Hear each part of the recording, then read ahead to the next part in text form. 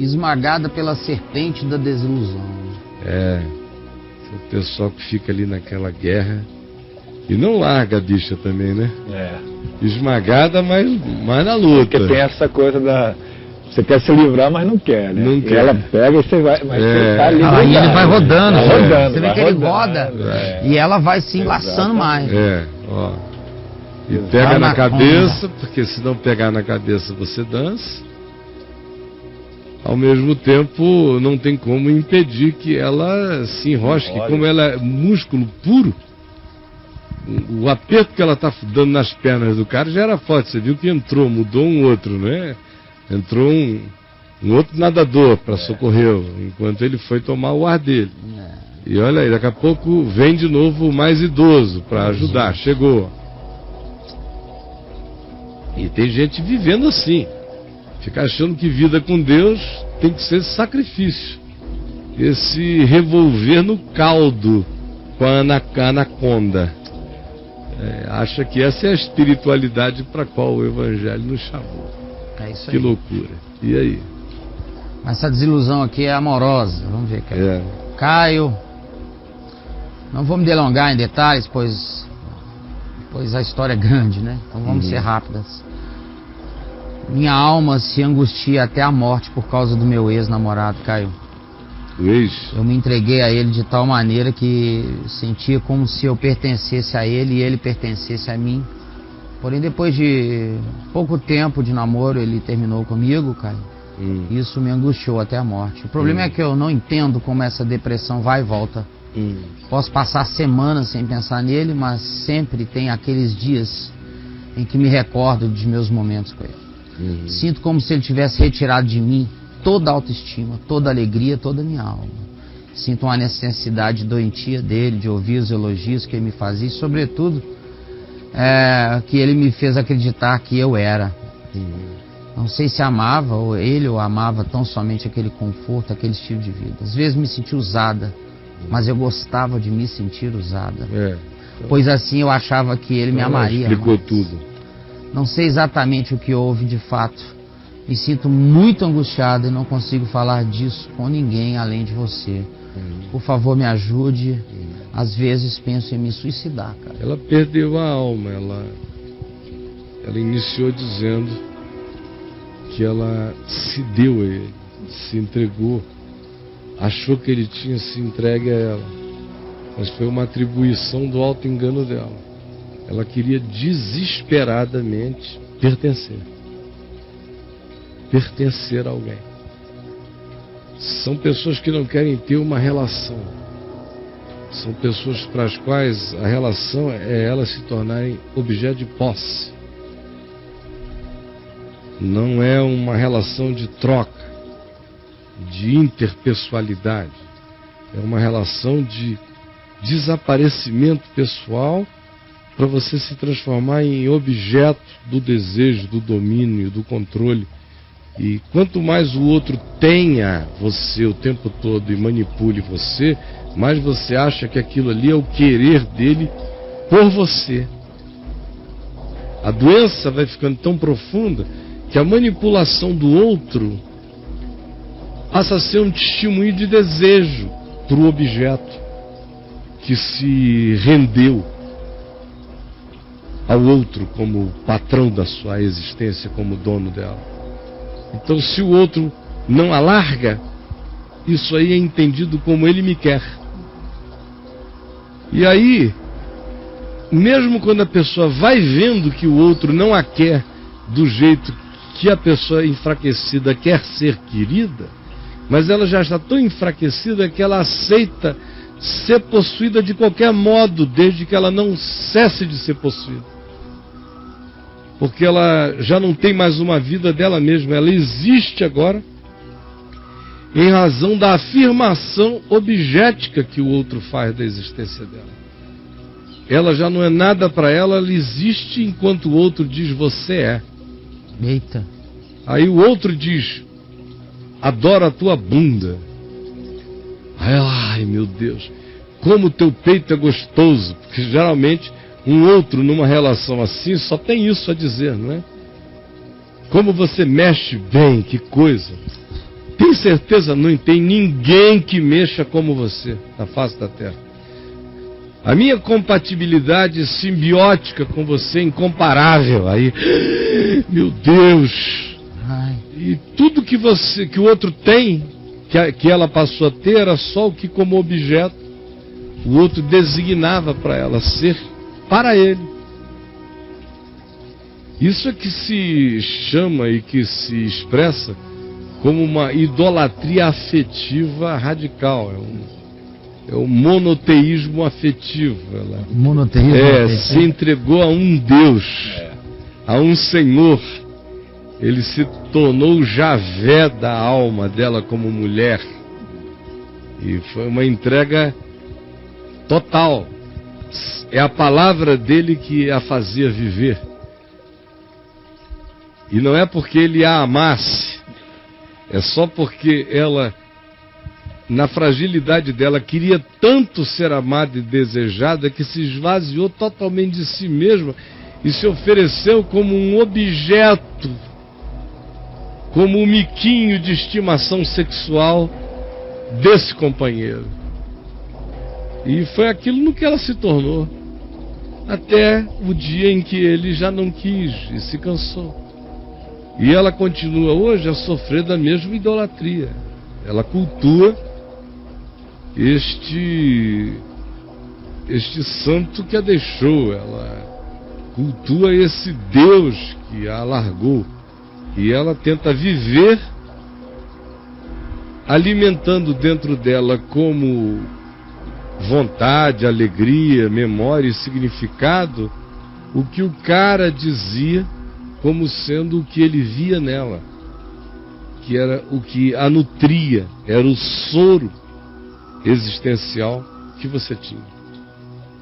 Tudo isso por causa dessa idolatria afetiva, dessa desproporção total, dessa falta de significado transcendente para a vida. O que gera, quando a gente não tem um sentido supremo para viver, o que gera na gente é isso. A gente transfere para pessoas, para coisas, para objetos, para bens, para posições, para circunstâncias, para funções, para o dinheiro, para a profissão, para qualquer coisa. A gente transfere esse lugar da divindade, a gente transfere esse lugar do absoluto. Algumas vezes a gente faz um politeísmo de significados horizontais. Aquele que seria o significado exclusivo e absoluto que vem de Deus, a gente dilui, joga um tanto na mulher, ou no marido, ou nos filhos, no trabalho, mas vai imantando a nossa vida com esse poder do divino politeizado nos meus objetos de culto, de posse, de desejo, ou de significado ou de satisfação. Outras vezes, o indivíduo não é tão politeísta na distribuição do significado que pertence exclusivamente a Deus na minha vida. O indivíduo não é tão politeísta como esses que vão dissolvendo em muitos pequenos ídolos de consumo emocional e afetivo. Tem uns que pegam do invisível e eterno e transferem aquele volume único para uma pessoa. Aí, nesse caso, quando se trata de uma situação como a sua, a tendência é a pessoa se transformar numa dessas mulheres que amam demais e que amam desesperadamente porque não se amam, por isso elas nem amam. Essas mulheres não amam demais, são mulheres que precisam demais. São mulheres que ficaram viciadas na necessidade. São mulheres que se objetizaram ao máximo. São mulheres ou homens que se esvaziaram de todo significado pessoal e o transferiram para um outro. São pessoas que estão sofrendo de idolatrias afetivas radicais e profundas. Ora, o apóstolo Paulo nos diz, olha aí essa coisa que converge para um ponto só, né? Olha só, o tamanho do ponto. Quando viram uma coisa só. É o culto de uma única coisa, de uma única pessoa, de um único objeto. Ah, ninguém tem uma como a tua. É mesmo, meu amor. Aí pronto. Pode voltar para mim. Mas há pessoas, e o apóstolo Paulo diz, que distribuem as suas divinizações no horizonte. Outras convergem tudo para uma única pessoa. Fato simples é que Paulo diz que se a nossa esperança nessa vida se concentra apenas no horizonte imediato, em mulher, em marido, em filhos, em profissão, em sexo, em prazer, em afirmação, nessas coisas, nós nos tornamos logo, rapidinho, os mais infelizes de todos os homens. Porque essas coisas não são o que a gente quer que elas sejam. Elas não ficam. Elas passam, elas não são nem nós. O olhar que a gente tem hoje não é o olhar que você tem 5 anos depois, 10 anos depois, 20 anos depois, 25 anos depois. Tudo vai mudando, tudo passa. É só aquele que faz a vontade de Deus é que permanece para sempre, o resto passa. E você coloca a sua atenção, a sua intenção, os seus sentimentos, as suas esperanças num objeto de culto afetivo, minha querida, é a receita para vaziez, para dessignificação, porque ninguém consegue ocupar esse lugar. Nem ele conseguiu, nem mesmo se ele amasse você, ele conseguiria ocupar esse lugar. Porque é excessivo se esperar de um outro ser humano tanto assim. É excessivo transferir o que quer que seja de expectativa de felicidade para a presença de um outro. A saúde da alma só aceita felicidade em equivalência, em mutualidade, em troca, em interdependência, em espírito e em verdade. Você abriu mão do espírito e em verdade abraçou a um ídolo, e o ídolo se foi e deixou um vazio do tamanho de Deus na sua vida. Entenda isso. Esse abismo que se criou não pertence a ele, porque ele nunca foi dono de nada. E tem mais, só mais 2 notícias a lhe dar. A primeira é que tudo que você tinha com ele não vinha dele para você, ia de você para ele. Você tinha um tesão danado, uma volúpia imensa, orgasmava-se extraordinariamente, sentia coisas incríveis. Não era ele, minha filha, é você, é um poder seu, está em você. Quando combinado com certos encontros, esse poder que está na gente brota. Quando não perfeitamente combinado em certos encontros, não brota, mas será sempre em nós e de nós que brotará. Portanto, não tem nada a ver com ele. Ele nem amava você, amava, e você sabia, suspeitava. Você surfava na fantasmagoria, e tudo que você sentia era seu. Por isso você sentia mesmo sabendo que ele não sentia por você, porque você sabia que ele não sentia por você. Prova de que o que acontecia brotava de você, não da troca. Segunda coisa que eu quero te dizer é que a cura para isso está em admitir isso e dizer: eu quebro esse ídolo aqui. Esse cara foi, eu não vou cultuar o que não foi verdade, o que não foi amor, o que não foi sincero, o que foi utilização, o que me objetizou, o que me esvaziou. Não vou amar a morte, nem os mensageiros dela para minha alma. Não preciso de nada. Esse homem está perdoado na minha vida e eu estou perdoada na vida dele. Amém. Foi, acabou, já era.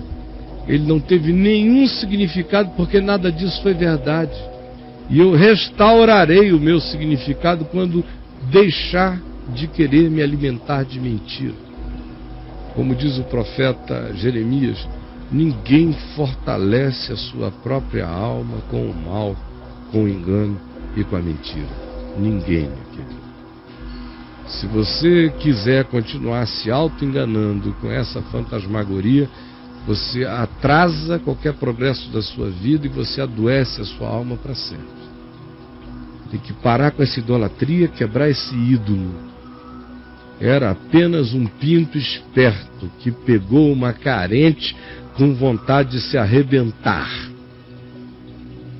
de se jogar suicidamente, de se abandonar.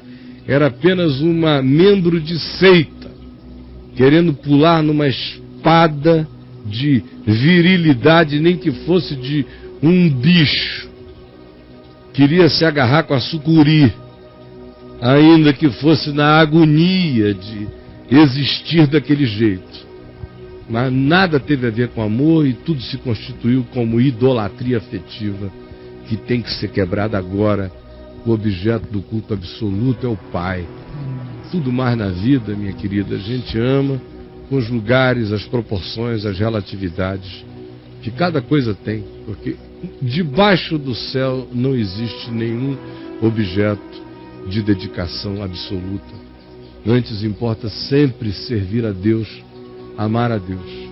Aí a minha consciência serve aos homens, mas eu não vou jamais relativizar por qualquer homem ou mulher ou quem quer que seja a minha consciência diante de Deus para agradar às demandas do momento, da circunstância, de uma entrega psicológica. Eu tenho que saber proporcionalizar. Ai do homem que confia no outro homem. Ai daquele que chama o braço do outro homem de minha divindade. Ai da mulher que deita no peito de um homem e diz: aqui está o meu refúgio. O seu refúgio é o Senhor. Tudo mais são graças. E todos são fracos como eu sou fraco. Por isso é bom que dois que se amem estejam juntos, porque sinceramente se ajudarão. Porque se dois que não se amem estejam juntos, o mais forte explorará o mais fraco. E é somente isto que acontecerá.